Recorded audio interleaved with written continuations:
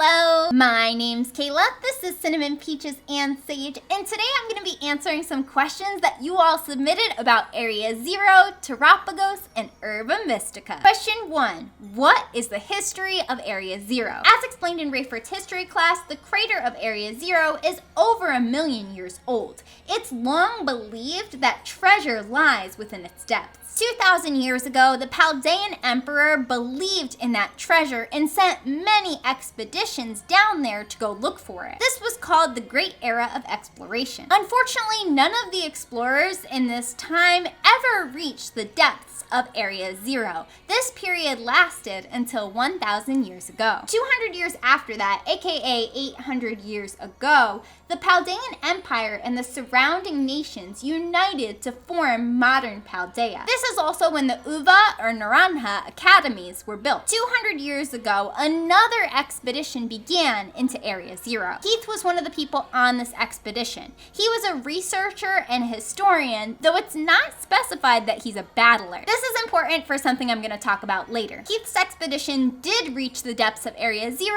but not many people believed that that was true. 140 years ago, Terra Pokemon were discovered in Area 0. 10 years ago, there was another expedition into Area 0. Which people went on this expedition is all very hush-hush. While there, Professor Sada/Turo learned how to make Terra Orbs. And that brings us to what we see in the main games. Question 2. How did Heath know about the true form of Terapagos? According to the Scarlet and Violet books, Heath encountered the true form of Terapagos in the depths of Area 0 when he was separated from his group. In my opinion though, what's interesting about this description is that Heath is not specified to be particularly good at Pokemon battles. In the Indigo disc, when Terapagos terastallizes the way it would have for Heath, its powers go off the chart and we have to subdue it. If Heath isn't much of a battler, then how did he subdue Terapagos? I personally think that Heath may have been exaggerating when he said that he found Terapagos alone. But if another character was with Heath, wouldn't they talk about that experience? Well, we know that certain experiences involving Terapagos can cause memory loss,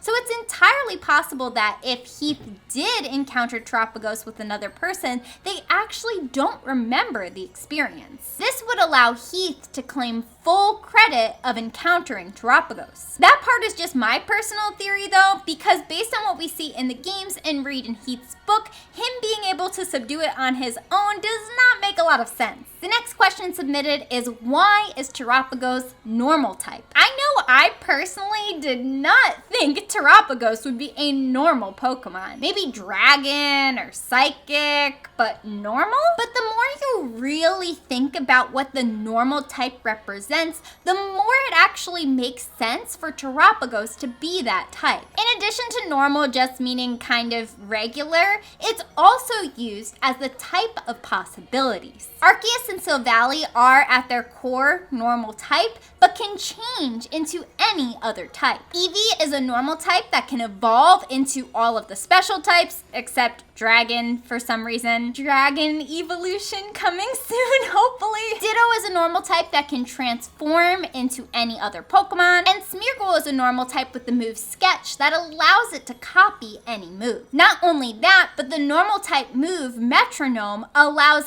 any move to be used. These examples are why I'm saying that normal is the type of possibilities. If you think about Terapagos as a possibility Pokemon, especially considering its connection with Turtles All the Way Down and Infinite Regress, it makes a lot of sense for it to be a normal type. Alright, next question. Why does Terapagos choose the player character? On the one hand, we could see this as the action of imprinting when an animal is first born, and then the first thing that it sees is its mother, so it's automatically drawn to it. That's definitely one possibility, but it's a little weird that all of the legendary Pokemon seem to be sort of attracted to the main character. This is something we've seen in multiple Pokemon games. For example, in Pokemon Crystal, the main character and another character named Eusine are both looking for Suicune, but the player character is the one that's able to catch it. Some people might say that this is just main character syndrome, where because that's the main character, they get to do all of the special things. I personally wouldn't be surprised if player characters in Pokemon have a certain energy about them from being connected to real-life humans. It's kind of like how Fallers, when they go to Ultra Space, have a certain energy on them that attracts Ultra Beasts.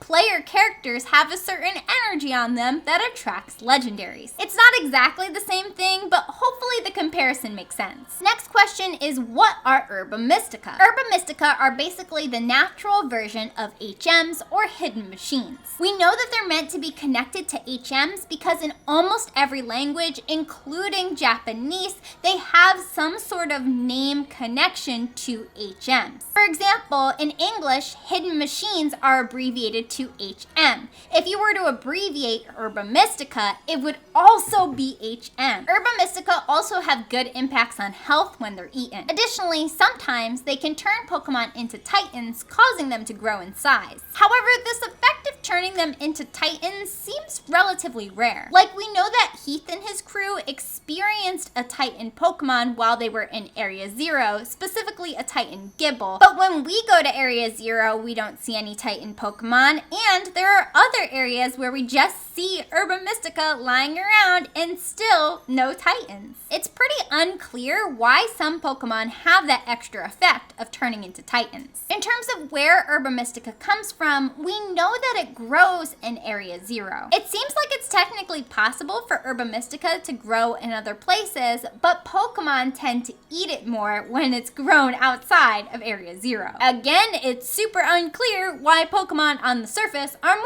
likely to eat Herba Mystica than Pokemon in Area 0. Maybe it's a supply and demand sort of thing? Like, there's less Herba Mystica on the surface, so Pokemon are like, woohoo, gotta eat this right now! Whereas Pokemon in Area 0 are just like, it's around, I can eat it if I want. Final question of the day is, how does Herba Mystica get out of Area 0? We know that some people do bring Herba Mystica out of Area 0, but it's suggested that that Herba Mystica gets eaten. But there must be some way for that Herba Mystica to leave Area 0, right? After all, we have a Paradox version of Donphan that's in the middle of the desert somehow. It must have gotten out of Area 0, but how? While the game doesn't give us a direct answer, I think that there's gotta be some sort of cave somewhere that allows Pokemon to get up from Area 0. This cave might be in one of the places we find Lamette, which is probably native to Area 0's underdepths.